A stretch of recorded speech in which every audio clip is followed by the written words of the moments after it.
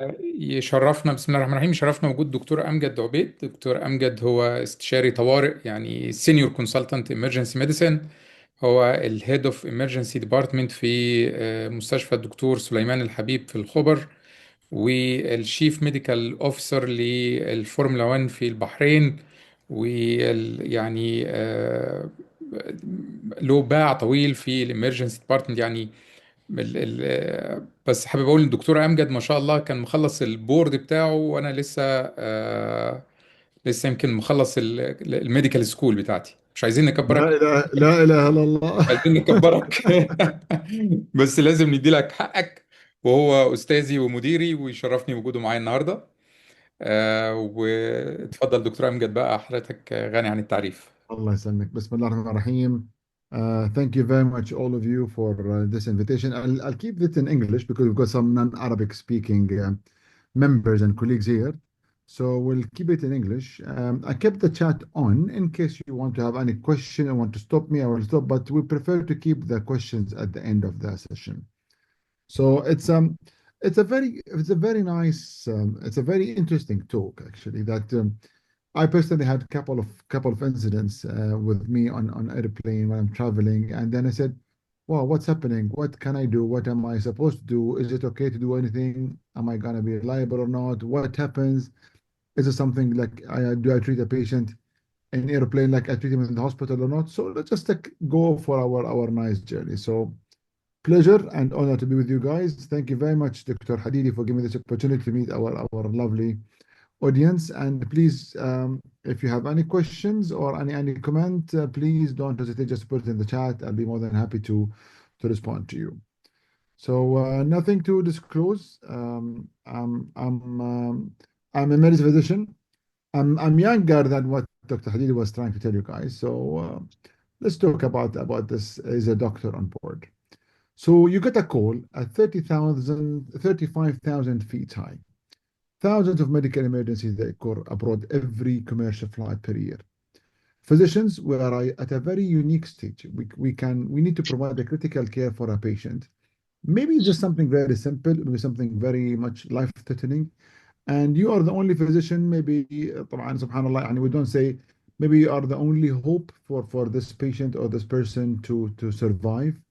Maybe you'll be قد تكون أنت سبب في إنقاذ حياة شخص. So you'll be a reason to help somebody's life. So proudly that emergency physicians are the best ones to do that because we deal with airways, we know how to deal with airway, with cardiac emergencies, with medical emergencies, trauma, psychiatric emergency. So mostly the emergency physicians will be the best ones, but of course any physician should be, whenever they call for a physician on board, then a physician will need to respond.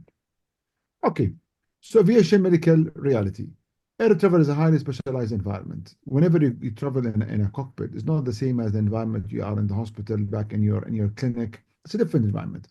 So the medical emergency, they can rapidly escalate. Lots of physiological stressors in the body. So don't tell me that you are sitting in your office or at home, your body has got the same stress or physiological changes as when you are 35,000 feet high above the ground. So there are some changes in your body. There are lots of things in your and happening meanwhile you're in that cockpit. The environment is not normal. The environment of the cockpit or the cabin itself is not like in anywhere else. So let's just talk about it. Lots of studies, lots of papers were published, lots of emergencies, lots of publications were done, and these are some of the articles that I referred to. So what happens? Let's just go through it from the beginning. What really happens to your body when you are up there? So it's a unique environment. You are at an altitude of 5,000 to 35,000 feet. And then, of course, you've got a low oxygen pressure, reduced partial oxygen pressure of what will affect all the passengers, and of course, low humidity. It's a very dry, very dry, very dry air as well. So the cabin humidity drops up to 10 to 20%, causing some kind of dehydration. So I said, oh, how can I be dehydrated? I'm not sweating. It's air conditioned, but yet because there's no humidity, much less humidity, so you get some kind of dehydration. So the cabin is pressurized at such a high altitude. A normal healthy person won't be able to tolerate that well. Those who have got some underlying cardiovascular emergence, cardiopulmonary conditions may some have some physiological stress as well. So that's why we do not advise somebody with so much comorbid illness to travel for long flights, not to go for 16 hours flights or 18 hours flight. We just tell them always take a kind of a connecting flight so that you cannot expose your body to such long distance flights. Okay, so the first one is that hypoxia, the silent stressor. What happens with hypoxia? Not saying that there's no oxygen in the cabin, but there are some common, part of the common stresses, physiological stress. Hypoxemia or hypoxia, headache, they can get with headache, lightheadedness, dizziness, impaired balance, difficulty in concentrating, altered mental status, fatigue, and lethargy. So at a cruising with such a high altitude, the partial pressure of oxygen drops significantly while the cabin pressurized maintains the same effect. So of course, mild hypoxia, well tolerated by healthy people. But as I told you, any patient or any person with a comorbid illness, elderly patients having cardiac disease, they will be more affected much easily than us, than any other normal healthy person. Let's go. Dehydration, as I told you, dehydration, we are not, the cabin has got low humidity and we get lots of dehydration. So we always encourage ourselves and even our patients keep on drinking lots of fluid. You need to rehydrate yourself. Of course, many people, actually many of the air crews, they are the airline crews, they are suffering from dehydration. We always encourage them to drink lots of fluids, at least drink 1 liter, 2 liters of fluids or water, just to keep yourself rehydrated. So extremely low humidity in aircraft, often below 20%, leads to significant insensible fluid loss.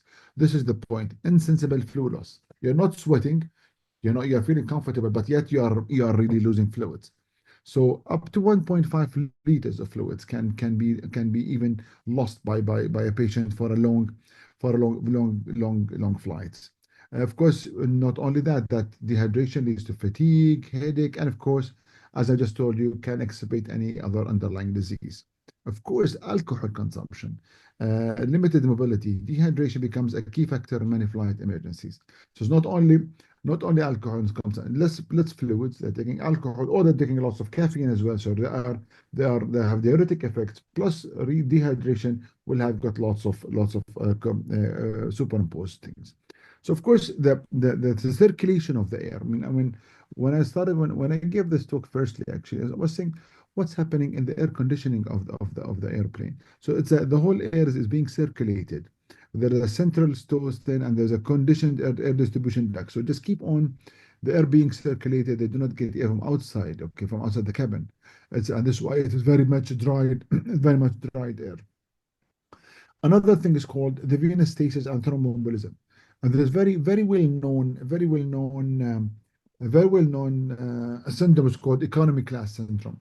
I'm not saying that every economy class person will develop a DVT, but of course they are more prone to it, especially if they're sitting there in their small seats for long hours without moving, without even walking, even moving from their own chairs. They just sit there for 6 hours, 8 hours, 12 hours if you're flying from US to the Middle East or Gulf region. You'll get some kind of a risk of thrombosis. So prolonged immobility, cramped seating, especially nowadays, the economy class seats are becoming very small, very narrow, and they're always sitting there. They will be more prone to get DVT. And of course, they are especially if the patient is having any malignancy or pregnant as well. So how do you prevent that? Of course, you have to have, we always encourage for frequent embolization, calf exercises, adequate dehydration, and high-risk patient, they need to wear compression stockings. And of course, even they can take some kind of prophylactic anticoagulation. Actually, in the airport, when you go to the airport, you can find they are selling those stockings, which are actually below your knees. And even any normal person, you don't need to have high risk. Actually, highly recommended to buy them because your legs will not get swollen at the end of a long flight. I do strongly recommend it. Actually, I personally started using those high stockings below knees just to make sure that you are not when you reach your destination, your foot is not swollen and your risk of DVT is much less. Let's go again. There's not only thrombosis, even barotrauma and hearing loss. especially if somebody is having any kind of flu, ongoing flu, or they are having a blocked nose. Whenever they travel, they get severe ear pain, and you can see them even crying. So that's why I always advise them: if someone is having flu, you need to have proper nasal drops. Drop them when you travel before you, especially the takeoff and landing. And you can see many of the kids that even they had given even barotrauma, they even ruptured the tympanic membrane. It's a normal physiology, but because of the pressure, the rapid change in the cabin pressure, whether ascent and descent, those are the very much critical. And maybe you notice this during the ascent and descent, all the kids are crying because it's severe pain in their ear, they got in their ear pain. So any passengers having even with minimal ear infection or upper respiratory infection, okay, sticking tube, they become dysfunction and they are very much vulnerable to take those. So if somebody look at, for example, in your clinic or in an emergency, because someone with otitis media, I'm going to travel tomorrow, day after tomorrow, so you be very careful. You do those maneuvers. You have to chew gum, take some nasal drops, okay, and next time take an antihistamine as well, and make sure that you do not expose yourself. And if it is not getting better, do not, because you will get some kind of injuries and even get some kind of hearing loss or barotrauma. Now, even though maybe you noticed as well that you said, well, when we travel on the airplane, the food has got no taste, and actually that is absolutely right. So the taste perception changes. The low humidity causes dryness of the nasal and mucosal membranes and taste buds as well, significantly reducing the flavor perception up to 30%. Up to 30% of the taste will be lost during your flights. Of course, this affects the passenger's comfort, initial intake, and of course, especially on long flight. I'm not talking about a flight about an hour or an hour and a half or 2 hours. I'm talking about long flights, 10 hours, 11 hours, 12 hours, or even 16 hours. So food preparation as well challenges. At high altitude, of course, food preparation is limited. Airlines companies that are adding extra salt and seasoning, which is of course problematic for passengers with hypertension or fluid sensitive conditions. They need to put their food. They take their food chilled and they put so lots of salt to preserve it because they need to save those meals after taking off with like a couple of hours, 6, 8 hours. Maybe they need to serve 2 meals. So the preparation of that food, the type of the food, the consistency of this food. This is why even if you have got any specific requirement, we encourage our the passengers to require like so low salt food, diabetic food, or other food. Not only to say, oh, I'm only vegetarian or non-veg. So even have to even ask for low salt, especially with comorbid illnesses. Again, of that, whenever you travel, many patients they get gastrointestinal vestibular effects. They get constipation because of it's all the cause of the dehydration. And of course, the alteration of food, they're not able to eat well, they're not to drink well. They get this kind of constipation. And of course, many patients they experience motion sickness. I think maybe you notice that in the airplane they keep all those bags, they even vomiting bags in case anyone gets any nauseated, they get vomiting, and of course that even nausea and vomiting even lead even worsening of your dehydration. All right. We are still upon exploring what is going wrong with the body with the human being body. There's no emergencies. There's all normal alterations. We did not talk yet about what's happening and what's getting on with this. But of course, we are talking about what is the normal physiological changes happening during the flight. So another thing is that jet lag and circadian disruption. So see this patient is or this person is traveling. They are not used to sleep in the airplanes. They are awake for maybe they are awake before the travel, the whole full day, 24 hours, even more than an hour. They could not sleep. They get jet lag, circadian disruption. Even this can make the body circadian rhythm leading jet lag, include fatigue, insomnia, difficulty concentrating, irritability, and of course will add on to your gastrointestinal upset. So we discovered what happens normally in our body as a response to this high altitude. So let's go now. How frequent is it? Something frequent? Is it just we're just talking just for the sake of talking about medical emergencies, or it's a there's a real thing. So epidemiology of in-flight medical emergencies. Can anyone just tell me how frequent is it? Is it very frequent? Is it rarely happening? I mean, you can imagine how many flights we have every day in around the world. Just put in the chat how many percentage, how much percentage you can think, or how many emergencies happen every year, for example. Just tell me. Can you just put for me a number? Is it 1,000 medical emergencies, 10,000, 1 million? Just put in the chat. Maybe you can just guess. Give me a guess. Put it in your chat. Is it something very frequent that we really have to take care of or not? Is it something that we need to know? We need to really discuss about what type of it and what are the. Do you need to prepare for it or not? 5%. Yes, Dr. Ahmed, 5%. Good guess. Because it depends on how much percentage we get. We need to do we need to invest to put lots of preparation on that. Dr. Hari said only 1%. Umar said 10%. Well, this slide explained to it. It's one emergency per 604 flights. Wow. So we get about one if in-flight medical emergencies for every 604 commercial flights. And estimated for 44,000 in-flight medical emergencies they do occur globally, with about 24 to 140, 130 per million passengers.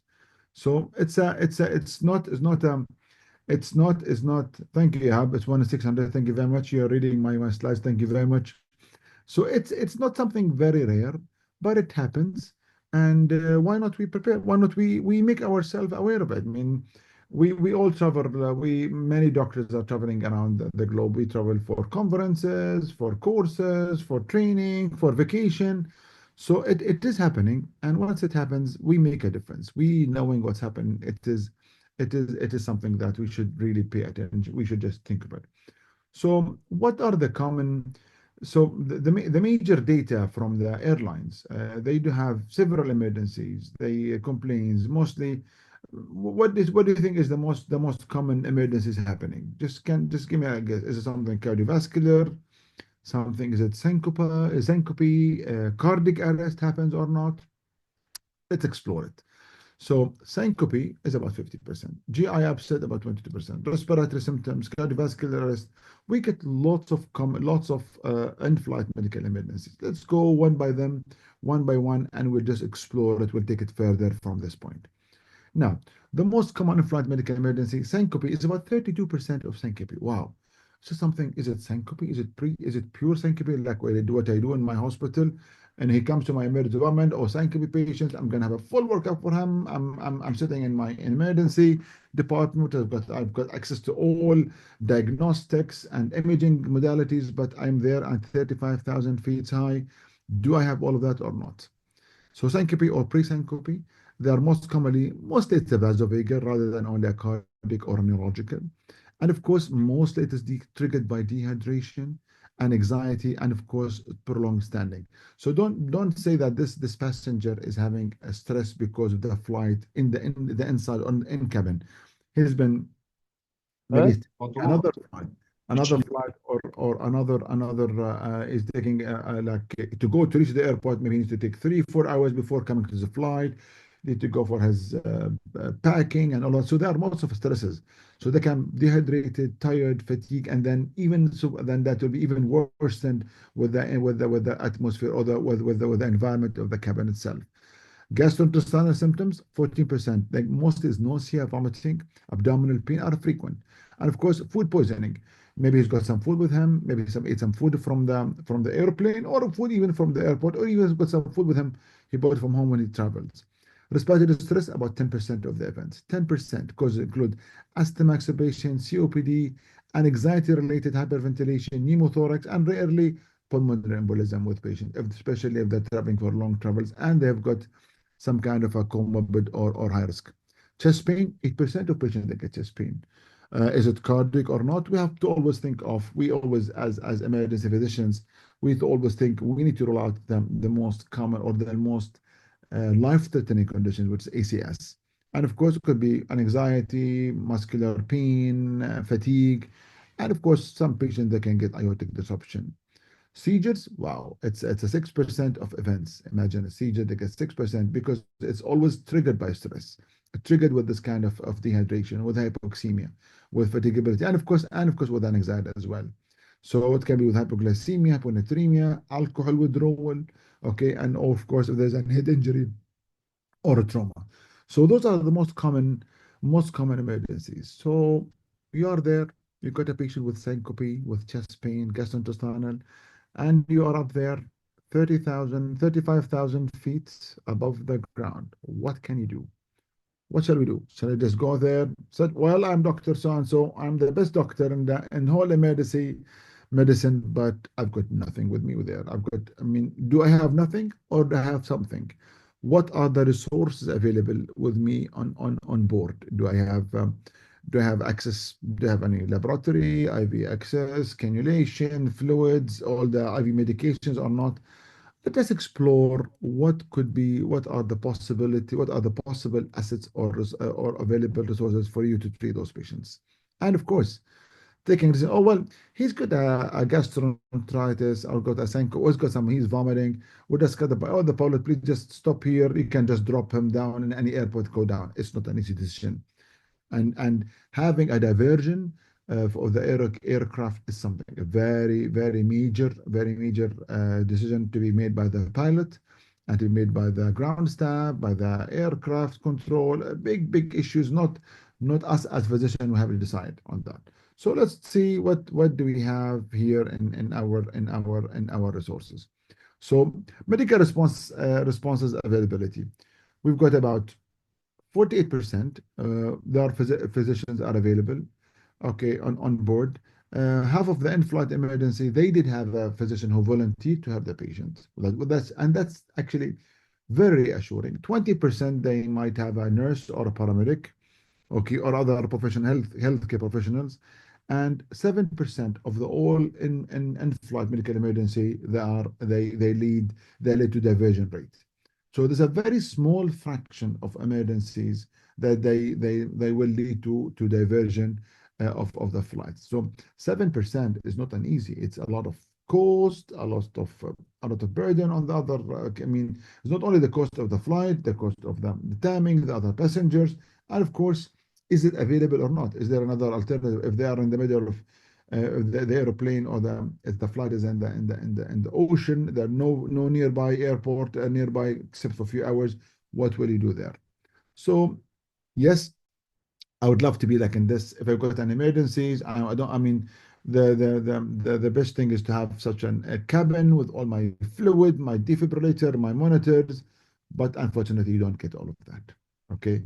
So the Federal Aviation Administration, FAA regulations mandate that commercial aircraft they carry specific medical equipment. Wow, this is really good. So what does it include? Include only a first aid bag, a kit, accessible to cabin crew because all the cabin crew, that's very important to notice, none of the cabin crew will be given their license from the IATA, okay, if they don't pass their first aid and AED courses. So all of them are trained on first aid, all of them are trained in AED. They must do it, and they will not be renewing their license to fly any commercial flight without having their CPR or first aid and AED certificate valid. So they do have a first aid kit, they've got an AED. Some of the contents they vary slightly by airline, another one. And of course, very important that you are familiarizing yourself. But of course, many of them you cannot just go to the flight, say hi, I'm gonna sit in that Alpha 3, Alpha 31 because of the economy. Just go and ask the crew, can I see the first aid kit? Can you please open for me? They will not do that. But once there's an emergency, tell them where is your medical kit? Can you please open it to me? Show me your checklist. At least you know what's going on, what's happening there. So enhanced medical kit components, they do have the following: airway management supplies. They might have an IV access equipment. Might have basic medication, something for nausea, for dizziness, maybe metoclopramide. Okay, some diagnostic tool like a stethoscope or a manual blood pressure apparatus. They do not have any advanced airway device. They do not have an LMA, endotracheal tube. They will not have that, of course. They will not have any ultrasound examination. Of course, we've got lots of, we are now all fan of ultrasounds and none of the diagnostics or laboratory support here. And of course, we cannot have any imaging capabilities. So actually now it has to be only purely clinical in your judgment, and of course the available resource with those first aid kit. However, to be more familiar, there's a medical manual by IATA, and it is published. And every airline they must follow the guidelines. They must follow the rules. Some airlines they might have even more than that. Of course, what are the medication available? Lots of comprehensive. Actually, it's a basic stabilization medication that can be used or actually routinely. Advanced airway drugs, vasopressors are not usually there. And of course, understanding what you need to do will lead your management strategy for this. So those kids they will not have everything with them. Okay, you have to be always thinking of what can you get as well on their 35,000 feet high. So now, what happens on the onboard medical kit? They might have intervention supplies, as I told you, BP apparatus, stethoscope, IV. They might have a bag mask valve. They might have a CPR pocket mask. Of course, they will have a gloves and some bandaging supplies in case of any minor injuries or a trauma or a bleeding. Okay. They might have a paracetamol, albuterol, like an inhaler, venting inhaler, aspirin, tubal aspirin, atropine. They might have atropine injection, dextrose as well, diphenhydramine or epinephrine. I'm not sure. Actually, a couple of times I opened those medical kits and some of the medical emergencies. I cannot recall that there was an epinephrine. They might have also lidocaine or nitroglycerin sublingual tablets. So those are not the best medication, but those are the standard medication. Any airline that might varies, but those are the standard ones, and you can always ask their cabin crew if they have got those medications. However, the more resource which we have is that something very important, the cabin crew, they can be an extra hand to you. They can help you to help the patient, position the patient, carry the patient, hold them in there, help you with the oxygen. They know how to supply the oxygen from the oxygen suppliers, or they might have an oxygen cylinder. You can also ask for passenger medications. I mean, if it's 48% of the medical emergencies, they do have a doctor, then you have a good percentage of patients traveling with you. Maybe a patient is having his own, maybe he's diabetic patient, he's got a glucocheck machines, or maybe a heart disease patient having his own medication with them. Many of the passengers, they do always take their own personal medication with them on board. It can be but of course, all of them are mainly oral medications. None of them will take any IV medication with them. But of course, those are an added resources or an added assets. So we can ask them, can you get any insulin, beta agonist, nitroglycerins? They might even have such medication with you. And of course, the AED, it's mandatory to be available in the airplane. And of course, those are the most important resources that you can get. Okay, so what will be your decision? So every flight and flight medical emergencies demands a rapid assessment, appropriate intervention, and a critical decision. Can this patient be? Now the question is that, can I, as a physician, it will be my decision, patients coming there as collapsed, okay, people are panicking, crew are kind of not familiar with those medical emergencies. That will be your decision as a physician. Can this patient be safely managed until landing? Is there an emergency diversion needed or not? Let me just tell you one of the examples which just happened with me personally. A couple of years ago, I was actually in coming back from London to back to Bahrain, and while the airplane was on in the runway getting ready to take off, one of they called for a doctor. Said, "Wow, we are just." I mean, there was a delay, a couple of hours. Was the weather condition was not favorable of taking off. They called us for a doctor. I went there. I saw a patient. He is having a positive family history of cardiac disease. He's having central chest pain. He was sweating and he was having difficulty in breathing. I said, "Oh, I've got chest pain." And he said, he looks very tired, very kind of diaphoretic as well. Exactly typical. And I said, "Oh, yes, yeah, I've got just central chest pain, just started." just a few minutes after he entered the airplane. So I told the crew, this guy will not be able to tolerate a flight of 7 hours back to Bahrain, or the flight is about 6 hours. We cannot be, I don't guarantee. He's having chest pain, he's sweating, he's plethora, he's diaphoretic, and we are still there. We are about to take off in matter of in 10 minutes or 15 minutes, but we have to offload him. So no, if you offload him, we're gonna be delayed, we're gonna be pushed back. I said yes, but better to be delayed for half an hour than have a diversion and landing in another airport. So I had to talk myself to the ground staff, the ground medical director. I have to convince him what is the reason that I wanted to offload him, and actually we did offload him, and the patient was taken to the hospital, taken to the cardiology, to the cardiac center to be just to check, is he having an ST elevation MI or not, because sudden onset of central chest pain, sweating, diaphoretic. So can this patient will not, if I know I can keep him in the airplane, he might not be able to do it. If it was an MI, it would be very risky to keep him in an airplane for the next 7 hours. So my reason was, yes, he cannot be safely kept there. I need to take him off the airplane. Now, cardiac arrest and attitude, it's the ultimate emergencies. What else more than that? What more emergency to happen than a cardiac arrest? Will I be able to treat him or not? What shall I do? Cardiac arrest, I mean, thankfully, it's only 0.5% of the in medical emergencies, but of course, carries the highest mortality, up to 80%, 86%. Imagine 86% mortality or death in flight. So no matter, because not all the resources are available. You don't have all your ACLS drugs. You don't have your proper position. You don't have a proper environment. You don't have the proper hands. You don't have the proper monitoring devices. Okay, so 80%, 86% mortality. However, we still, the good point, we'll always look at the filled part or half part of the cup itself, that there's another 14% chance that this patient can be revived. All right. What happens? Limited space, turbulence. Who can be able a proper chest compression or CPR? Who's gonna do the compression on the floor? There's not much space on the corridor among the cabin itself, and we cannot follow the ACLS protocols. And of course, unfortunately, we will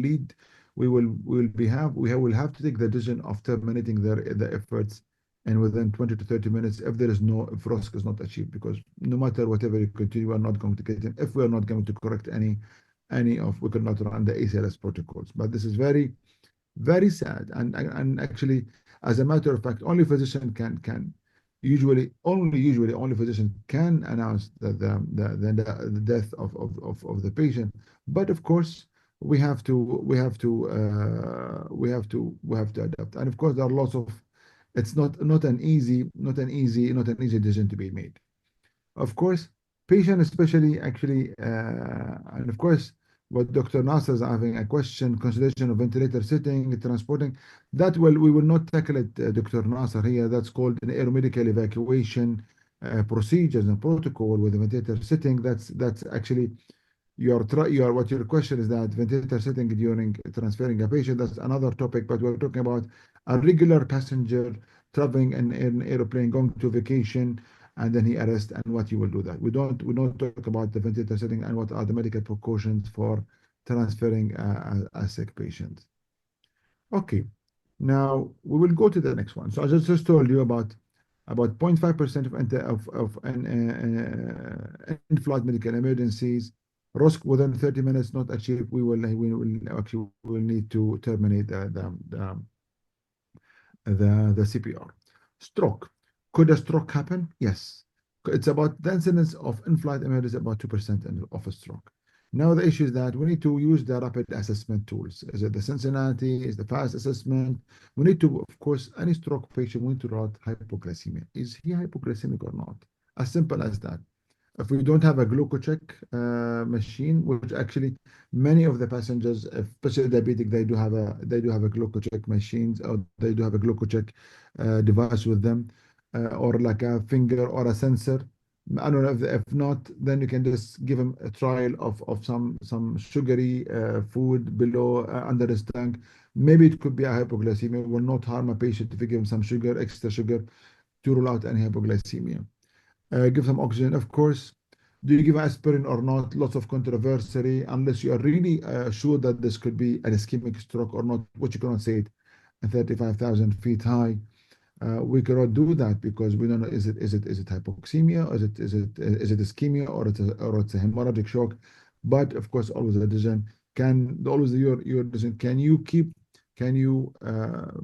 Is it safe to keep this patient in his own in his seat for the until the end of the flight, which is going to be landing in a few minutes or a few hours, or you need to have an evacuation or a diversion. Traumatic injuries, there can be turbulence related to, they can get some turbulence, sometimes are really getting very bad, and they get lots of trauma to the patients. They can injure their head, their chest, lower limb traumas, fractures. People will not die because of a limb fracture.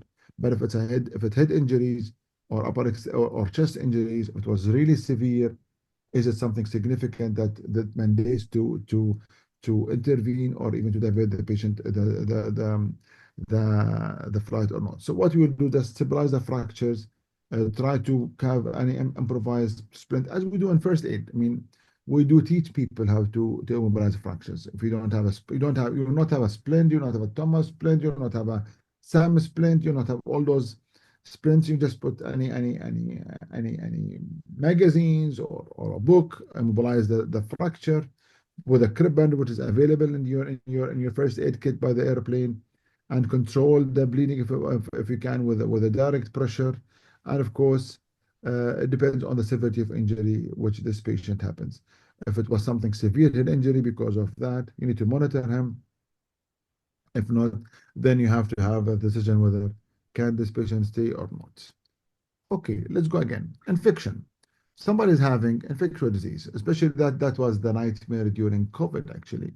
I mean, we did not. I mean, during COVID, all the travel was limited or even banned. However, we will talk about if somebody is having any suspected infection possible. We need to isolate him, put on one side, not allow somebody else next to him, and let that person suspected to wear his own mask. And of course, the people sitting next to him, if we can remove them or ask them to move them to other seats if the airplane there's a chance.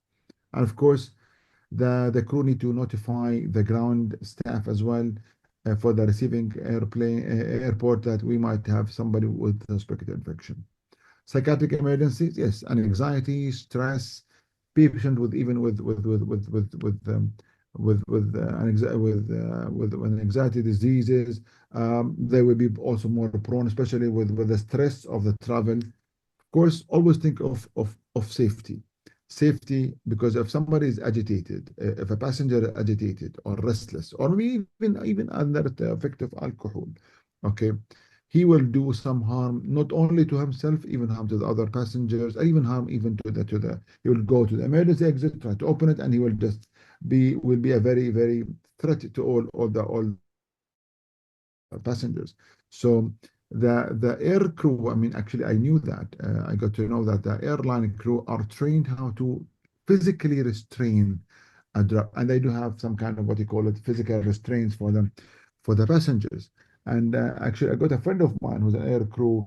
They had to restrain a couple of patients who got actually intoxicated. They were drinking lots of alcohol. They got intoxicated. They become very aggressive and agitated. They had to physically restrain them and to the corner of the cabin and put those physical restraints.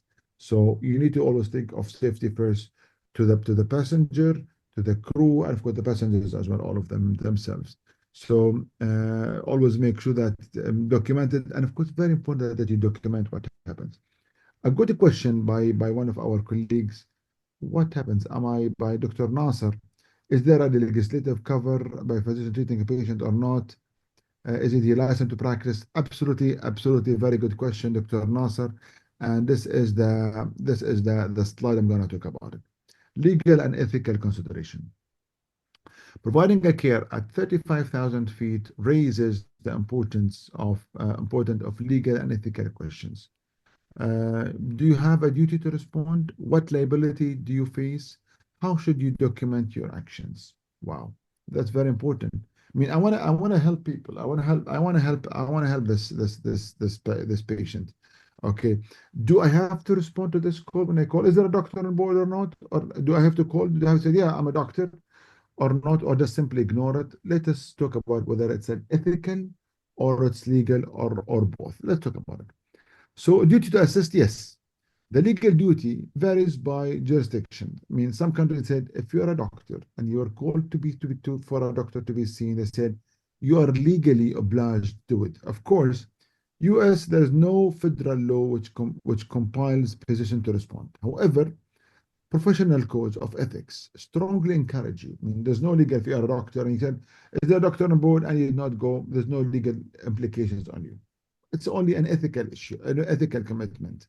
However, in some countries like France, UAE, failure to assist can result in illegal consequences. Some countries they say it's not only ethical, it's illegal. You are a doctor, you should respond to that. Okay, there's something called Good Samaritan protection. The Aviation Medical Assistance Act, the AMAA of 1998, protects the US-based responders from liability unless gross negligence or willful misconduct is proven. Similar laws exist internationally. So you're not, I mean, your intention was not to do harm, of course. Your intention is to help. So provide a care in a good faith, as long as you act within your scope of practice. Okay, well, I'm a physician, I'm a physician, but this patient is having an OB and something which is not in my related. Like, let's say a doctor who's a pathologist. He's still a doctor, but he's a pathologist. He does not know how to do a CPR, does not know how to handle airway, does not know how to deal with OBGYN emergencies. He could not handle somebody with anaphylaxis or obstructed airway. He could not do a cricothyrotomy. Why would somebody has got no scope of practice to go and intervene with this patient? He will do more harm than helping this patient. So as provide a good care in a good faith, as far as within your scope of practice, you will be legally protected. However, lawsuits against volunteer responders are exceedingly rare. You are volunteering for somebody who is actually dying, asking for help. Now let's go. I think we answered with that. I'll still keep on that. I'll still keep on that.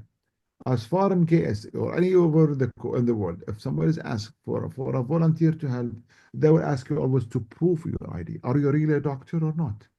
I mean, are you a licensed doctor in your country? You're coming from Saudi, you're coming from Bahrain, you're coming from Emirates. Are you a licensed doctor in Emirates? They will document that. They will take a copy of your medical license. They want to say, I mean, are you really a doctor? Okay, that's fine. You're a doctor. This is your specialty. Even the crew will ask you. They've got a huge amount of documentation that you do it. And I'll tell you about a story which happened to me as well with that patient that I have to document it for almost an hour. Just had to stay during the flight to document and all those papers. So I just told you the good Samaritan protections internationally and physical. So this kind of it's an ethical yes. As I told you, legal implications in UK and US you are not required. In European yes and UAE yes you are legally actually questioned to do that. Am I liable to malpractice? Providers they ask to assist in flight emergencies are not liable for malpractice. You are doing it as a part of intention of the good faith. As far as their actions are not grossly negligent or intended to cause the patient harm. Okay, so did I answer your question, guys? So you're not, no one is going to take you to court because you're helping somebody who's arrested, who's something have got no pulse, cardiac arrest. At least if you are, and especially if you are an emergency physician, emergency doctor. I mean, I'm talking this because we are in the emergency medicine club with Dr. Hadid, is emergency medicine club. So all of us, it's our bread and butter. We do know how to do CPR. We know how to use the AED. It's our bread and butter. So we should be the one to volunteer and help with such medical emergencies. So those are it's a graph or the table shows the Aviation Medical Assistance Act AMA 1998 that there'll be no legal complications on that. So you did this, you have that patient. Will I do it again? So many of the responders said after responding to in-flight medical emergencies, most of the physician, because it's always a stressful situation. Imagine you are up there. I mean, if a patient comes to me in cardiac arrest, I'm in my hospital. it's something which is I'm used to it. I'm used to treat with that. I'm not going to be stressed because, of course, I mean, I have to be very compassionate when I take care of any cardiac arrest. But I know that I've got all my resources. I know that I will do my best for my patients, and of course, every medical physician will do that. We will run we'll go with ABCs, with our ACLS protocols. We'll ask for help and assist if we need. We'll do every single possible thing to do to save or to get this patient back. Every resources, all the resources are available for us during any code, but you're on the fly. So it's very much stressful to your to you as a physician. So it's a very intense, okay, has got lots of challenging conditions, and you've got an opportunity to prove your skills in a setting which is not equipped, not even without available resources. So will I do it again? I responded to that patient, maybe that patient, I helped him, I could not, or maybe I did help him a lot or not. So will I do it again? Yes or no? I think many of the physicians they said yes, we will do it because Because it feels way good that you are helping such patients. You're helping those needy. You're the only doctor and 35,000 feet high. So they do have it all. So let us talk about this. What happens when you are cold? So I'm sitting in my economy slash this is an economy seat, and you hear about, ladies and gentlemen, there's a physician or a medical professional on board. Please identify yourself to a flight attendant immediately. We have a passengers requiring medical assistance. You hear this? Wow. Now I mean, you might take a few seconds or a second or not, or you might just simply jump and go and jump there. Yes, I am gonna be there. I'm the one who's gonna help this patient. You are mid-flight from Dammam to London, comfortably settled into your seat. You are tired. You just took. I'm gonna go into the seat, crash in my seat. I'm gonna sleep for a couple of hours. I'm very dead tired when I go home. So, shall I respond? What will I find? What can I even do up there? At this moment, your training, your judgment, and your confidence of your training and your skills makes a big difference. So, what do I need to go there? If I go there, I just jump there, and actually, it happened to me as I just in a couple of emergencies which I faced. Go to the crew. Don't jump there. My name is so and so. I'm a doctor. I am a medical doctor or maybe another nurse or I am a paramedic and I'll be able to help him. Of course, vital signs. As I just told you, in your first aid kit, usually with every flight, there's a first aid kit. They do have a blood pressure apparatus, a manual.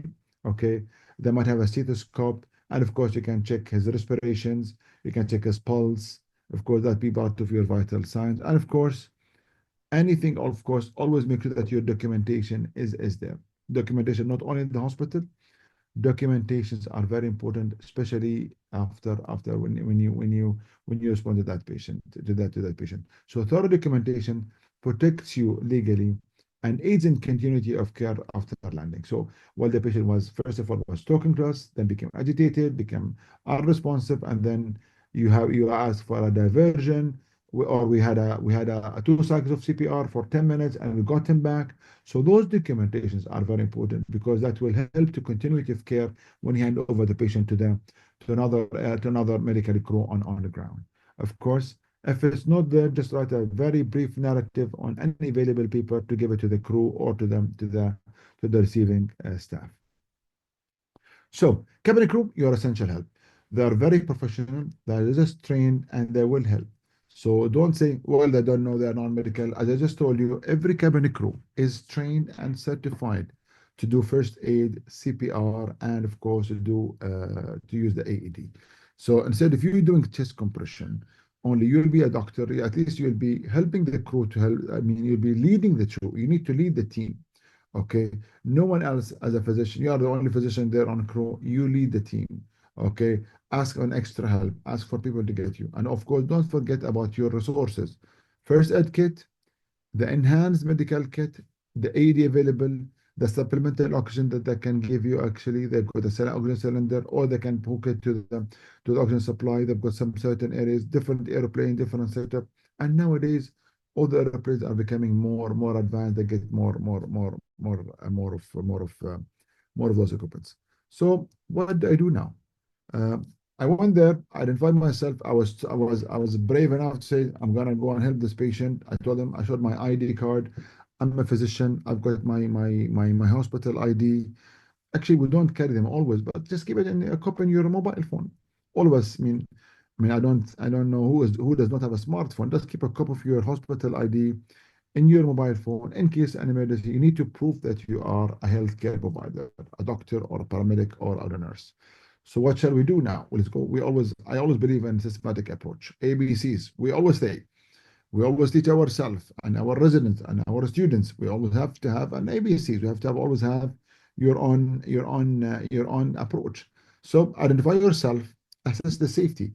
Is it safe to do CPR on that corridor, on the toilet, or we just ask them, can we pull this patient to the galley, where they serve the food, the galley, or ask the crew, can you push him somewhere else with the more space? Because you cannot just do chest compression in a wrong way. You will harm yourself. As I'm just telling you, seeing is safety. You cannot put him if the patient is not on the floor. It's not safe as well. So you assess, is it safe for you as a rescuer, and safe for the patient, and safe also for the team, for the crew who are gonna help you as well. So seeing safety, identify yourself, and then go with your ABCs assessment. Check his airway. Is he breathing or not? Airway, breathing, circulation, disability, it's our bread and butter. So is there any immediate life threatening? Is this patient breathing or not? Is having a pulse or not? What kind of ventilation is having? What kind of perfusion? Then you go available resources. Okay, you've got your first aid kit, you've got paracetamol and those tablets, some ambibag, or maybe not have, maybe only a pocket mask. Ask any kind of any ask the let them announce any of the patients, the passengers got any medical, any medications or medical equipment they might have or might be carrying on. And of course you go with your intervention and reassess the patient. He's not feeling well. I will just go with a few scenarios later on. We'll just discuss it now. And then reassess the patient. Is he getting better? He's dehydrated. Put him down. Give him some fluids. Give him some sugary food. Not getting better. Check his pulse. Not giving maybe collapsing to go with start with chest compression. A few cycles, one cycle, a second cycle, and then is he getting better or not? Then well, I think this patient is not going to make it. We have to have an immediate diversion. Okay. One of the incidents I discovered, I was told by one of our colleagues, actually, he's a senior consultant in emergency medicine. He said, they called me for a patient who is not responding. He's been in his seat, covering his head for almost 3 to 4 hours. They noticed that this patient did not, or this patient did not move. Okay, he did not move, did not even ask for food or water. Then the cabin crew said she tried to wake him up, and then the patient was, or the passenger was dead. He was almost fixed dilated pupils. He was cold. 3 4 hours. Nobody noticed that this patient or this patient did not move. I thought he was asleep. But at that time, there is no use to do any kind of chest compression or CPR. He passed away for long hours. Fixed dilated pupils. There's no choice at all to do anything at that time. He was not discovered, unfortunately. So intervene, assess, advise on diversion if needed, and of course, very, very, very important is that you have to have a proper documentations. What you will do is that you work as how do you run the طارق code? طارق How do you run the code? You make sure that you are the leader of طارق the لازم عندي of the flight attendant. You have to be yourself. You have to be calm. You as a leader, if the leader is not calm and organized and clear, you will make it more chaos, and even you will make a panic not only among the crew, even among the passengers. Imagine passengers. We as the medical physicians or doctors, we're used to patients becoming very sick, uh, dying patients, for God, but we're kind of more, we do know the situation. Others, they've never seen even a sick patient. They are people will be the passengers or the nearby passengers, especially that patient, they'll have a very bad trauma for them. So you have to be calm, have to be very clear, and of course, always ask for a ground staff medical support. However, many of them, you can get 24/7 ground staff assistance by really go to talk to the pilot, and to get a ground staff assistant. We've got this. If you are, if you, I mean, you could not do anything with the patient, or you just want to have an advice, an extra advice, another opinion. They can communicate by radio with them, and they'll advise you what to do on flight. They are more expert than you, especially if you are not very familiar with such emergencies, and they will go there. Let us just take some more very common scenarios. Let's talk about a few scenarios that we can just discuss them. As I always want to make, I just want to make to stress that communication is very the key of success of any code. Proper communication and coordination will reduce the chaos. It's a chaos. Imagine there you're in a small tube, flying tube, okay, which is the cabin, your airplane, okay, if 6 hours away, or another 3 hours to land, or 4 hours to land in your destination, and you've got not everything was there. What will you do? So always be calm. Make sure that you communicate properly and calmly as well, and then hopefully we'll get it there. Now let's go with cases. Somebody, let's just take a kind of, I always make it not only theoretical. Let us see how we do a syncope. 45 years old passenger collapsed after standing up to use the toilet. Bystanders report just fell down without warning, and now he is now awake but appears confused and pale. Wow. So what they've asked for a doctor. What happened? He fall down. What could be the problem? First of all, you need to go, as I told you, CNS safety. Okay, check for safety and airway. Is the patient breathing properly? Is having a patent airway? Move him to a more open area if possible. Like if he's in the economy area, I mean, actually, a couple of times I asked even the crew, can we push him to the area of the business class, or first class, because the chair or the seats are wider, more space, less crowd than the economy itself. Take his vital signs, take his history, anybody next to him who knows about him, any tags, he's having any tags, any mark that he's a patient of diabetes or hypertension or ischemic heart disease. Many of the patients with comorbid illness, they do have a kind of a bracelet or wearing a necklace, having this kind of information. And of course, any past medical history of arrhythmias, seizures, diabetes. Do lay the patient flat, elevate the legs if there's no contraindications, apply oxygen as possible, offer oral fluid if the patient is tolerating, if the patient is conscious enough or he's conscious. If he's not conscious, don't give fluids, he will aspirate. And of course, make sure that you work on your differential diagnosis. Maybe vasovagal, maybe he's dehydrated, maybe he was hypoglycemic, maybe he was anxious. Okay. And of course, consider cardiac arrhythmias after taking more deep history. Later on, if the patient becomes better, improves with the fluids and rest, that's fine. Continue to monitor the patient. Stay next to the patient. Let him to the in the seat, or his like if there's any other passengers or anybody else, anyone who's with him, just to monitor him. And of course, you don't need to divert this patient. If you just only a simple vasovagal, just let him rest and relax and for a while and reassess him as well. Many patients, especially after, for example, I face a couple of medical emergencies when we're coming back from Hajj or Umrah, coming from back from Mecca, Medina, Jeddah, back to Dammam or Bahrain. They're already exhausted. They've been doing all this Umrah, standing awake, and they are very tired, especially if having elderly babas. They might get this. So we said, okay, let's just relax. No need to divert them. Will be fine, and of course, endorse them to the next ground staff. Now, next one, chest pain. Another Baba.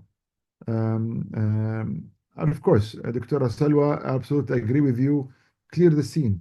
Make sure that the scene is safe for you as a rescuer, number one, safe for the patient, okay, or the victim, and of course, safe for the passenger. Yes, Dr. Salwa, I totally agree with you that you have to always make sure that the scene is safe, and then ABC. It's a very simple, basic life support approach. Very simple.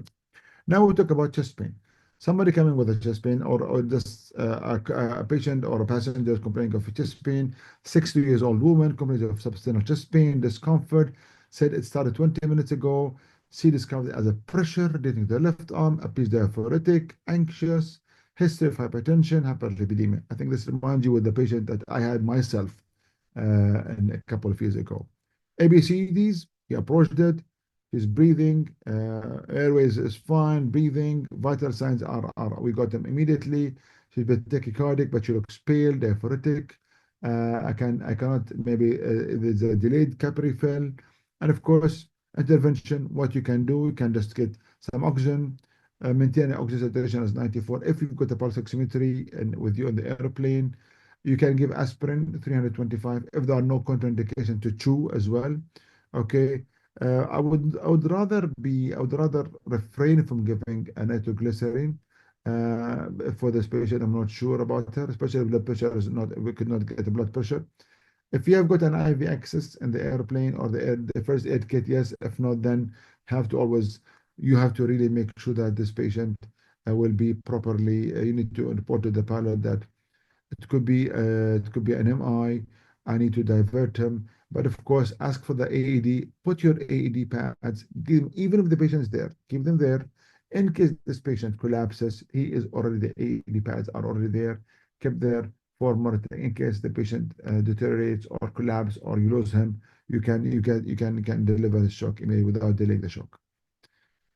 So consideration, high suspicion of acute coronary syndromes, monitor closely, prepare for cardiac arrest, as I just told you, put this patient in a clear area on the floor or somewhere that you are on a hard surface. In case this patient collapses, you can start your chest compression, and of course, ask for an immediate diversion to go to a proper cardiac center. So those patients, you cannot just take and say, oh, no, he's going to be okay with only 2 hours to reach. No, he might collapse at any time, and that'll be very, very disastrous effect. Number three, case number three, seizures. Actually, I was talking to a friend of mine who was a neurologist about the case. He said, wow, said, how can he said, is there any midazolam or benzo on flight? Do they have it in the first aid kit? I said, of course, hell not. They would not have those drugs. Those are already controlled drugs everywhere in the world, not only in our part of the world. They would not keep accessible with the airline crew midazolam or benzos easily available with those patients. So it's unfortunately it will be high risk actually. So 28 years old passenger witnessed to have generalized tonic-clonic seizures lasting about 90 seconds. He's post-ictal now, lethargic, confused. Bystanders report jerking limbs, no history of epilepsy, or no one knows about if he's having any history of previous epilepsy. As what you can do, protect the airway, make sure that he is not harming himself, not to aspirate him, put him in the proper recovery position. And of course, the basic thing, just make sure that you can check his glucose. Hypoglycemia, you have to always make sure that you don't want him to be hypoglycemic. Okay. Try to get any history from the travel companion if available, and look at any medical report on the bracelet. So what you'll do with this patient, what you do with this patient could be seizures provoked by stress, dehydration, hypoxemia. Make sure he's not hypoglycemic, and of course, put him in the recovery positions. You don't need to divert him unless it is status epilepticus. Unless this patient, his seizures are not stopping and are continuous, and you cannot keep him seizing for the rest of the flight for another couple of hours. This is a medical emergency. All right. Now go for case number four or scenario number. Any question about seizures? I know the whole concept is that to take the lead, calm the situation, do whatever you can do at that time. But they need a leader, they need a physician. Patients, even the passengers, the passengers, the crew will be very much cooled down if they found that the doctor doing it. I know you might not be able to stop the seizures, but at least put them in a recovery position. Protect him from harming himself or injuring himself or even injuring others. Okay, any questions so far? Any question, any comment from the audience? Okay, guys, that's fine. Well, then we can go now next. Our next slide, we're gonna talk, what is it? If it's okay, it's anaphylaxis. Anaphylaxis is something very, very, very critical. Actually, it could be a life-threatening conditions. So anaphylaxis, allergic reaction. If you find somebody having only kind of itchy, that's fine. If you can tolerate any oral antihistamine, that's okay. If he has got an EpiPen, then tell him to use it, or even ask, announce at the airplane, anybody has got an EpiPen, especially if you've got somebody having anaphylaxis or having some allergic reaction with an upper airway obstruction. He said, "Well, I'm not feeling well. I feel something is holding my throat. Something is I'm getting difficulty in breathing." Well, this guy's having. It could be. We should have always an early recognition that this patient might go to anaphylaxis, not only a simple allergic reaction. So immediate benefit is available. If it's not available in your emergency kit, ask for the patient anyone has got EpiPen, you'll be surprised, subhanallah. You'll be surprised that somebody might have his own EpiPen. Of course, oxygen and of course antihistamine if it's available, IV or IM or not. And of course, always monitor the patient and ask for diversion. You cannot keep somebody with anaphylaxis or anaphylactic shock or anaphylaxis on the flight for a longer time. But ask for epinephrine, ask for any if the patient is not able to breathe, then might need to open his airway. Might even to have a surgical airway for this patient. If you are capable of doing that, and I will come to that in my final slides. Cardiac arrest, we spoke about it. Somebody no pulse, immediate chest compression. You just go on chest compression. Early CPR. AHA, American Associations. We teach people, our students. Early CPR has got a very high chance of survival. Yet we told you about 84% of patients they die in patients with cardiac arrest on flight, but there's still chance of rescuing 14%. Early CPR, early notifications, use of your AED. If it's what was a cardiac arrest due to arrhythmias, CPR, of course, early defibrillation or early shock is a crucial for such patients. And as we are known by IATA, okay, that AED mandatory to be in every airplane. So if you've got IV access, got any access to ACLS medications, that's fine. If not, at least chest compression and defibrillation will be fair enough to rescue such a patient. And if you go on for as I told you, we have to go on for 20 to 30 minutes. Okay, after that, if no chance, if there's no response, no risk, then you have to call it off. But do not call it off after 10 minutes. Give a chance for 20 minutes, 30 minutes. And if there's no risk, then you can just call it off, of course, and announce the patient dead. And of course, always try to see if there's any reversible causes that you can identify with whatever resource available with you as well. Okay, but of course, once the patient has got no pulse and no breathing, immediately have to notify the crew to notify the pilot. Pilot, I've got somebody in cardiac arrest. You have to think of what are the possible. We have to immediately talk to your towers, control towers, that you have to give you the nearest airport to land. This patient needs an advanced cardiac life support services, not only a basic life support. He needs to go to a hospital. He needs to get ACLS drugs, not only chest compression and AEDs. Okay. Now, when to consider diversion? Of course, diversion is not an easy decision. It's not all like, oh, can we just drop in? He's got some kind of a small syncopal, or somebody having a panic attack, or a vasovagal, or a gastroenteritis. Let's go for a diversion. It's not. So there are some certain guidelines or some certain hints that we have to think of. Well, I need to have a guideline. I need to have a diversion, a kind of we need to think of diversion or asking the pilot, let's go somewhere else. متأكد من النهضة الطيران في المستشفى. And of course, all of this بس will عندك be. أسئلة. Yes, Dr. لكن أتكلم عن حالات Yes, الطوارئ Dr. اللي تجي في الطيارات وأنت مسافر. Yes, Dr. Muhammad. Okay, sorry. Okay. If there's hemodynamic instability, despite whatever maneuver you give, fluids or IVX or IV medications, or even positioning the patients, if there is a suspicion of acute coronary syndrome, this patient, ACS, okay, having an MI, patient with an MI, very high risk to travel with him to continue or let him continue the flight, especially as I just told you, with the normal atmospheric pressure is already stressful to the normal body itself, the normal physiology, as we just said, as I mentioned in my presentation.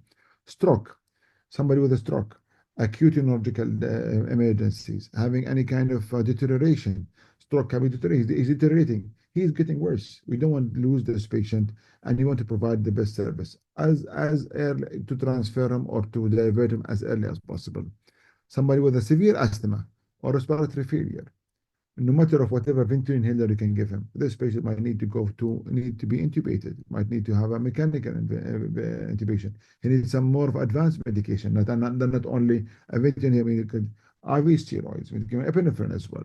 And of course, once you have inadequate resources, you'll always have inadequate resources, not enough. So any solution needs to be like transmitting. Especially if it's a long flighting hours. For example, more than 6 hours remaining for the flight. You cannot keep somebody with status asthmatica for 6 hours. He will not do it. He will die at that time. But please, please, please, to be medical legally and ethically, to be fair to the patient and even to the crew and even to the airlines, that at this time I asked for a diversion at 12 o'clock, and then till 2 o'clock there was no diversion done. At least document that. So that will have a lot of other consequences. But for yourself, as a responding physician, you advised at that time, you wanted to do this, and even asked the pilot to call to the immediate ground staff medical support that you have got this case and they need a diversion. They will discuss with you what are the assessment tools. The diversion decision-making framework, you need to assess the patient, assess the severity, treat him with whatever resource you're having, reassess the patient, consult the ground staff, and of course, you have to decide. Yes, we were not going to divert him. He is fine. He is stable enough. We go ahead, and you will be responsible for that, of course, as much as you are within your scope of practice, of course. Ground staff are always of a great help to you. So real-time expert guidance, as I just told you, they're always mid-air or stat MD. They have to provide 24/7 access to emergency physicians, experience in aviation medicine. So if you are not experienced with that, just tell them I've got this case, 1, 2, 3, 4. They can call them over online, even if you are 35,000 feet high off the ground. They can talk and give you the advice, and they might even support, and of course they will support your decision to divert if it was a genuine cause, as I just told you, an ACS or a stroke or a suspected status epilepticus or status asthmaticus as well.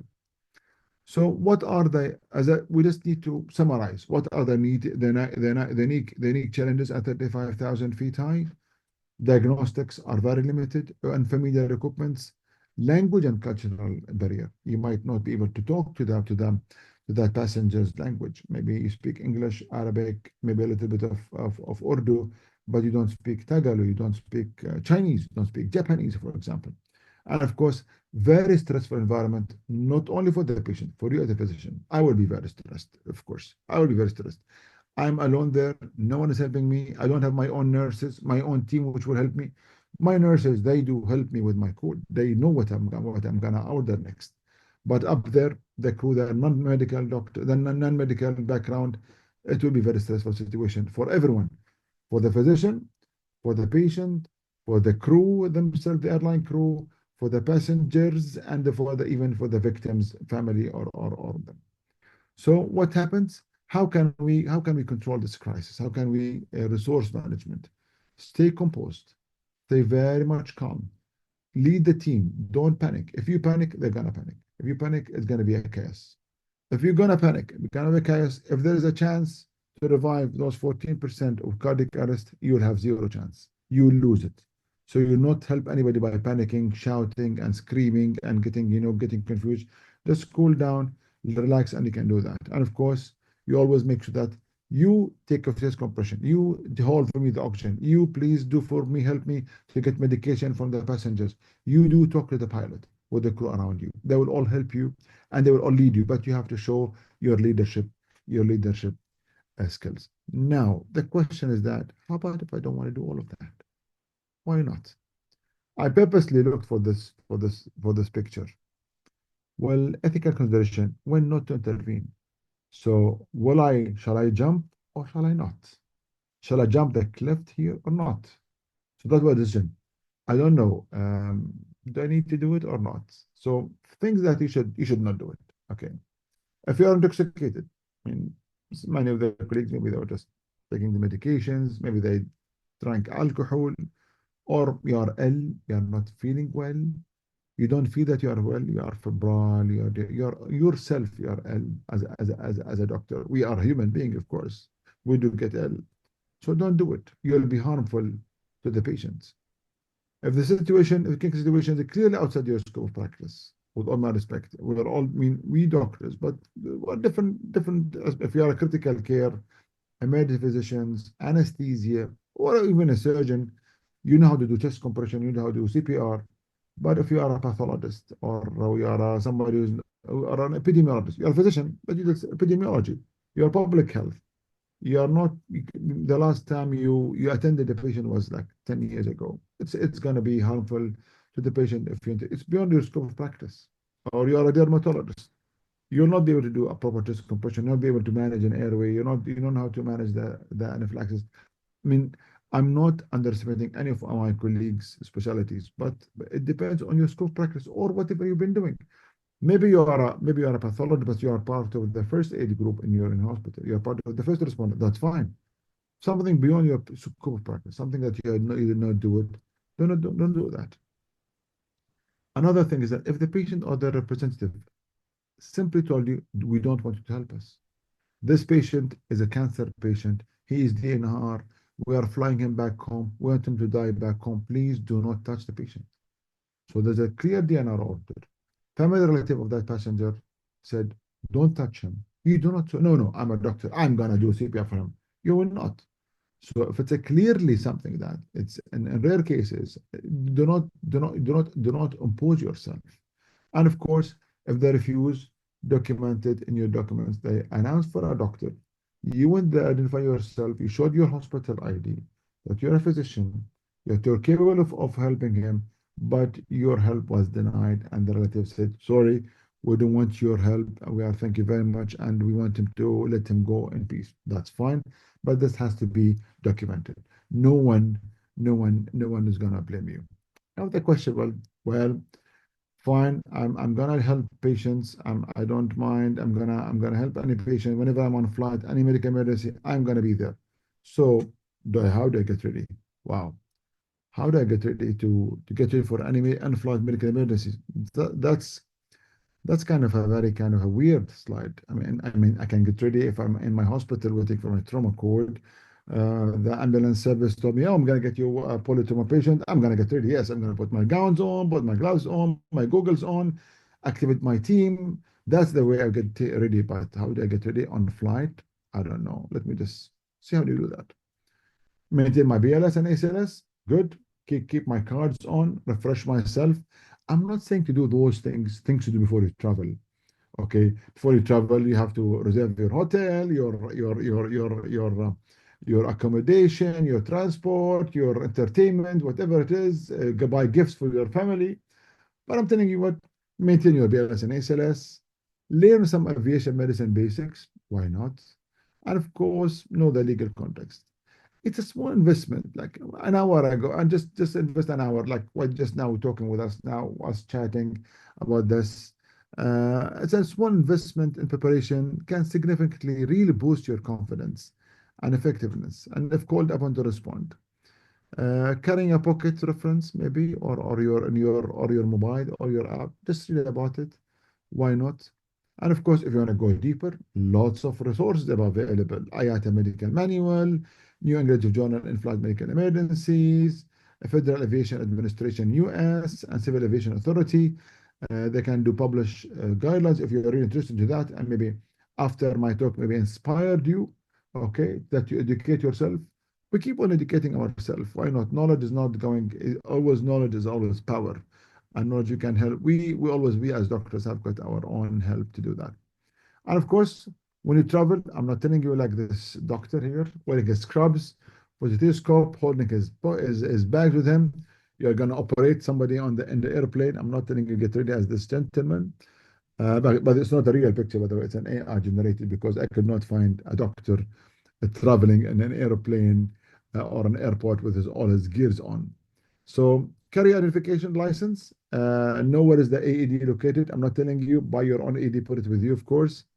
Uh, Take a small personal medical kit in your bag, Honestly, I do travel with my stethoscope. I know I'm very old-fashioned. I love my stethoscope. I travel well with it. I use it a couple of times, but I just feel that it's my old small kit. I've got some basic medication, some pain medications. I might carry my EpiPen with me if in case needed. I might use it even for myself.